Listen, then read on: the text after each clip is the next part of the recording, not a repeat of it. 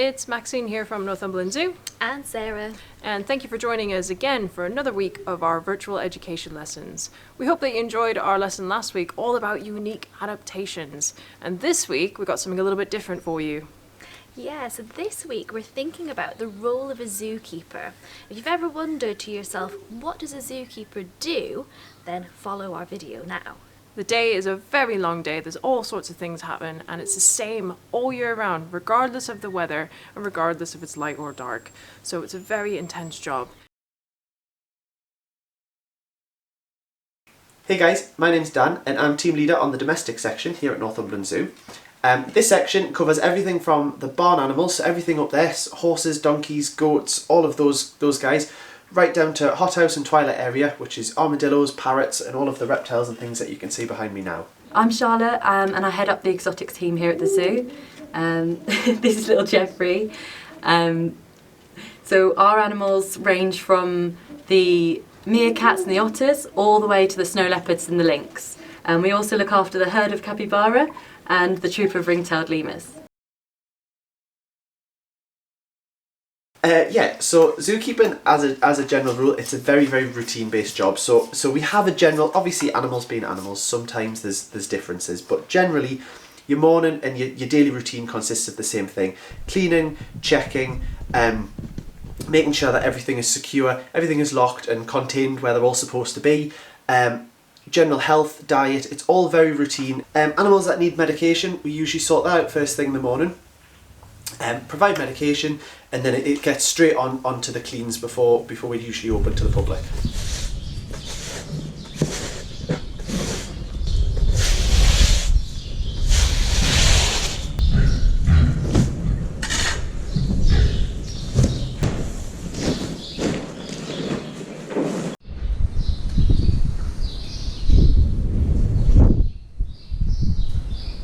So day to day, if I was looking after one specific species, in the morning I'd prep all their food, I'd get that all ready, potentially put some supplements on it because that gets all the little nutrients that the animal needs onto their food.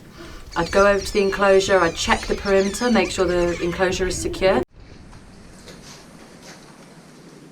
I'd check the animals, make sure they hadn't come to any harm in the hours that we'd not been there. I'd feed them and I'd clean the enclosure. I'd change their water, I'd put in some enrichment, I'd put out any other food, and then I'd make sure the enclosure was all secure and bolted as I headed out to clean the next animal out. The reptiles are a lot more specific and there's a lot more intricate detail into what we do. So every single day we'll use the temperature gun and everybody will get their temperatures, humidities checked, so all of that's recorded so that we can see any fluctuations and how that then might affect behaviour or health. Some of them will just be fed once a day, some of them, such as the horses, they'll get a huge big hay net which will last them all the way through, so even though it is just technically one feed, it does them throughout the whole day, whereas other animals such as the armadillos, you'll feed them and it's gone within a couple of seconds, so they get fed 2-3 times throughout the day. So it all very much depends on the species as to when and how often we feed them. End of the day checks, again we check everyone's okay, last feeds where necessary. It's just a final check. We're not going to see the animals again for several hours until we're back the next day, so it's to make sure everything has enough food, water, warmth, comfort to last them through until we're back in again the next day. Record keeping is really important, especially when it's switching from keeper to keeper, because I might be here today and record all of their temperatures, but I might not be in tomorrow, so whoever takes over from me tomorrow needs to be able to look at that bit of paper and know that everyone was okay, or who ate something, or if they didn't eat something, because I'm not there to tell them, so they need a way of being able to know and to keep track of the animals. What we do with a lot of the smaller things, obviously it's not something that we can do with the big farm animals, but with all the reptiles, the parrots, the armadillos, everything gets weighed weekly. Weight is a really good indicator as to if something's healthy. If it's eaten a lot of food, or especially if something's potentially pregnant, it's always a good indication as well when they're putting on weight sort of steadily. If something, it's not always possible to see if something's lost a lot of weight just visually looking at it. So popping it on the scales once a week gives us that really good indicator of that. Enrichment's massively important. It keeps the animals busy, keeps them stimulated, because a lot of the time that they would spend in the wild would be foraging and finding their food, and for the carnivores it would be hunting and catching their food. So by making their food a little bit harder to obtain in captivity, we're keeping them busy for longer rather than just handing them the food. We'll get them stimulated, get them working for it. But there are other types of enrichment as well. So we can give them toys, and we can provide them with maybe different smells and things like that. So it's much more complex than just, you know, the way we provide the food.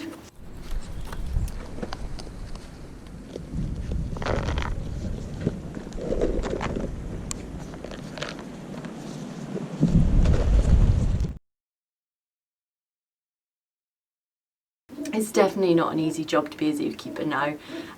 It's a really tough industry, it's hard to get into. It is not a 9 to 5 job at all. It's a 8 till sometimes 7, 8 at night, depending on, and to be honest, we wouldn't have it any other way. There are different routes to becoming a zookeeper, but most people would do an animal related qualification, whether that be at university or at college, and then they would start volunteering or potentially doing an internship at a zoo and just gaining that bit of experience that helps to break into the industry. And then when you're applying for jobs, you've got a little bit more experience and more likely to get an interview. So that's what I did. I did a couple of different internships, and that helped with on top of the degree that I'd also done. My favourite part of the job is probably just spending time with the animals, especially when we've provided them with some enrichment, to be able to watch them play with it or just be goofy. I just really love that. I just love being able to just sit and spend a bit of time with them, which as busy zookeepers we don't always get the time to do. Least favourite part of the job, bizarrely, is not cleaning out. It's not the poop that just comes along with the job. It's when things aren't very well and you've got poorly things. It happens, animals, you know, it does happen, and that's probably the worst bit, is seeing your animals when they're a little bit unwell. So my favourite animal here at the zoo is probably Ralph the raccoon. I just love him. He's got a really cheeky nature and he's super greedy. He loves grapes, so that's one of his favourite foods. My favourite individual animal in the zoo is definitely Rico, one of the African grey parrots, but my favourite group of animals, bizarrely, is the goats. Well, that was a very tiring day. I feel tired just watching it. Yeah, but it was fascinating, wasn't it? I think my favourite part was all of the poo picking. Yeah, definitely. Like, you become a proper poo connoisseur when you're a zookeeper. So if you like poo, zookeeping's for you.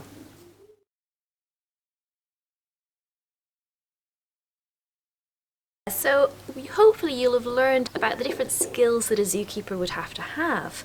What might a zookeeper need to be able to do and know, and think about putting all of that together to create your job advertisement.